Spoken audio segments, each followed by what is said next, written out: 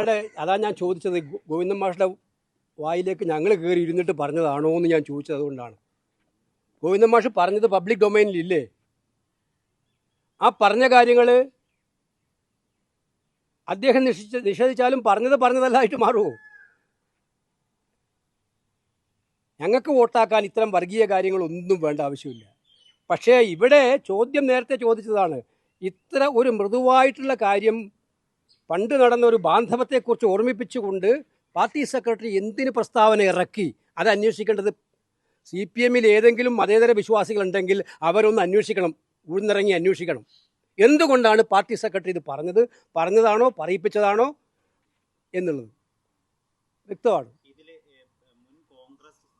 പ്രധാനമന്ത്രിമാരെ ഉദ്ധരിച്ചുകൊണ്ട് ഇന്നലെ പ്രധാനമന്ത്രി നടത്തിയ പ്രതികരണം കൂടി കണ്ടിട്ടുണ്ടാവുന്നു. ഏറ്റവും കൂടുതൽ RSSുമായി ബന്ധമുണ്ടാക്കിയതും അവർക്ക് സഹായം ചെയ്തു കൊടുത്തതും കോൺഗ്രസിന്റെ പ്രധാനമന്ത്രിമാരാണെന്നാണ് മുഖ്യമന്ത്രി ഇന്നലെ മറ്റേ പുസ്തകമൊക്കെ ഉയർത്തിക്കാട്ടി പറഞ്ഞത്. അത് മുഖ്യമന്ത്രി ഏത് പുസ്തകം ഉയർത്തിക്കാട്ടിയോ? ഞാൻ ചോദിച്ച ചോദ്യത്തിന് മറുപടി പറയട്ടെ. 5 ചോദ്യങ്ങളുണ്ട്.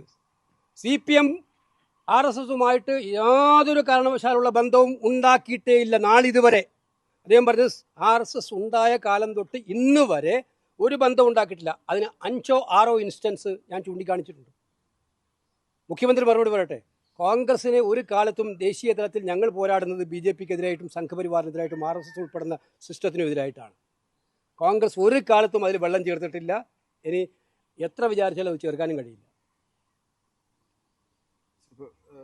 ദേശീയപാത വിഷയത്തില്ലേ, പ്രത്യേകിച്ച് ഇന്ന് ഈ അദാനി ഏറ്റെടുത്ത കരാർ, അത് സബ് കോൺട്രാക്ട് കൊടുത്ത വിഷയം, അത് ആ കോൺട്രാക്ട് കിട്ടിയ കമ്പനി അവരുടെ വെബ്സൈറ്റിൽ പറഞ്ഞിട്ടുണ്ട്. പക്ഷെ മറ്റു വിഷയങ്ങളൊക്കെ തന്നെ ദേശീയപാത അതോറിറ്റിയോടക്കം ആ വിഷയങ്ങൾ മറച്ചു വെച്ചിരിക്കുകയാണ്. PSC അതിനകത്ത് എന്ത് അല്ല, ഞാൻ PSCയുടെ കാര്യങ്ങൾ നടക്കുന്ന കാര്യങ്ങൾ എനിക്ക് എല്ലാം ഇപ്പോൾ തുറന്നു പറയാൻ പറ്റില്ല. അതിൻ്റെ അന്തിമ റിപ്പോർട്ടാകുമ്പോൾ അക്കാര്യങ്ങൾ നിങ്ങളും വിളിച്ചിരുത്തി പറയും. പക്ഷേ ഞാനും മനസ്സിലാക്കുന്നത് ഒരുപാട് ദുരൂഹതകൾ ഇന്നലത്തെ കോൺട്രാക്റ്റിംഗ് ഇടപാടുമായിട്ട് ബന്ധപ്പെട്ടുകൊണ്ടിരിക്കുകയാണ്.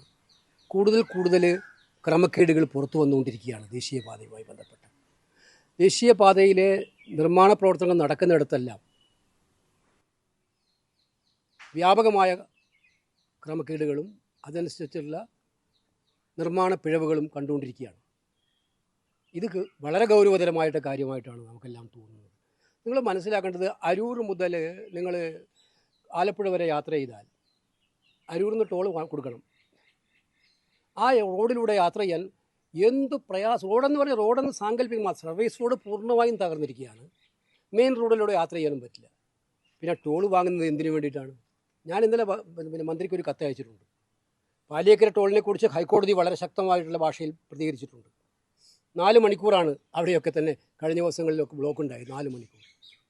അപ്പോൾ കേരളത്തിലെ ദേശീയപാതയിൽ ടോൾ ഉണ്ടാക്കുന്നത് എന്തിനാണ്? ടോൾ എന്തിനു വേണ്ടിയിട്ടാണ് ടോൾ ഏർപ്പെടുത്തിയത്? ഏറ്റവും സുഗമമായി യാത്ര ചെയ്യുന്ന യാത്രക്കാർ ഈ നിർമ്മാണ ചെലവിൻ്റെ ഒരു അംശം കൊടുക്കണം എന്ന് ആഗ്രഹിച്ചുകൊണ്ടാണ് ടോൾ ഉണ്ടാക്കിയത്. നല്ല കാര്യം. പക്ഷേ ഇപ്പം യാത്ര ചെയ്യാൻ പറ്റാത്ത റോഡുകളിൽ എങ്ങനെ ടോൾ പിരിക്കും? എന്ത് ന്യായീകരണമുള്ളത്? അതുപോലെ ഈ കമ്പനികളെല്ലാം ബ്ലാക്ക് ലിസ്റ്റിൽ പെടുത്തിയെന്നാണ് പറയുന്നത്. 2 വർഷത്തേക്ക് ഡീബാർ ചെയ്തു എന്നാണ് പറയുന്നത്. 2 വർഷത്തേക്ക് ഡീബാർ ചെയ്താൽ തീരുമോ? ഇത്രയും വില കൊള്ള നടത്തുന്ന ആളുകൾ 2 വർഷത്തേക്ക് ഡീബാർ ചെയ്ത് 2 വർഷം കഴിഞ്ഞ് വീണ്ടും പൂർവാധിക ശക്തിയോടെ അവർക്ക് വരാൻ അവസരം കൊടുത്തിയോ? അല്ല, ഗവർണർ വിഷയത്തിൽ എന്തുകൊണ്ട് ആദ്യം CPM മുഖ്യമന്ത്രി പ്രതികരിച്ചില്ല?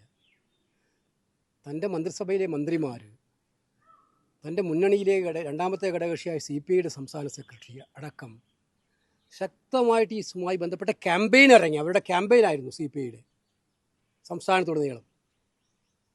ഒന്ന് ക്യാമ്പയിനെ ശക്തിപ്പെടുത്താൻ മുഖ്യമന്ത്രിയുടെ ഒരു പ്രസ്താവന അന്ന് നന്നായിരുന്നല്ലോ.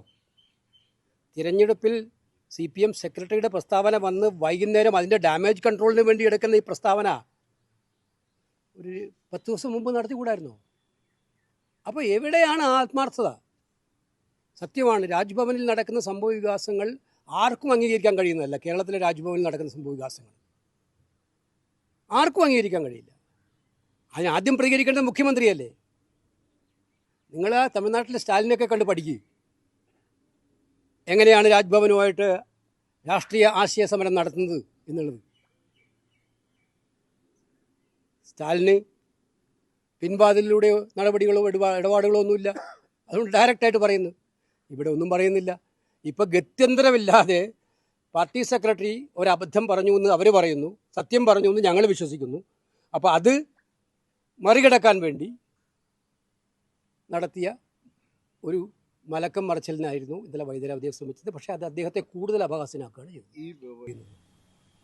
ഈ കരാറുകാർ ചെയ്തിരിക്കുന്നത് ക്രിമിനൽ കുറ്റമാണ്. നേരത്തെ താങ്കൾ സൂചിപ്പിച്ചതുപോലെ കോൺട്രാക്ട് എടുത്ത് സബ് കോൺട്രാക്ട് കൊടുത്ത്, അതും വളരെ തുച്ഛമായ തുകയ്ക്ക് സബ് കോൺട്രാക്ട് കൊടുത്തിട്ട് ആ സബ് കോൺട്രാക്ട് കൊടുത്തത് പരസ്യമായിട്ട് റിവീൽ ചെയ്യാൻ പോലും തയ്യാറാവാതെ ഇരിക്കുന്ന ഒരു സാഹചര്യത്തിൽ ഇതിനകത്ത് നടന്നിരിക്കുന്നത് നിഷ്പക്ഷമായിട്ടുള്ള ഒരു ശക്തമായ അന്വേഷണത്തിലത് പുറത്ത് വരുള്ളൂ എന്നുള്ള ഒരു സംശയം വേണ്ട. ഇന്നലെ ഒരു 3000 രൂപയുടെ പാസ് ചെയ്യുന്ന നിതിൻ ഗഡ്കരി പറയുന്നുണ്ട്, ആനുവൽ ഫാസ്റ്റ് ട്രാക്ക് പാസ്. അത് കമ്മിറ്റി മുമ്പാകെ അവർ പറഞ്ഞതാണ്.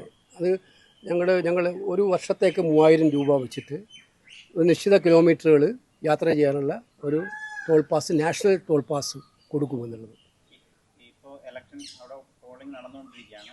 എന്താണ് ഒരു കിട്ടുന്ന ഒരു അത് നിങ്ങൾക്ക് മനസ്സിലായില്ലേ? മുഖ്യമന്ത്രിയുടെ വൈകുന്നേരത്തെ പത്രസമ്മേളനത്തിലൂടെ അത് വ്യക്തമല്ലേ?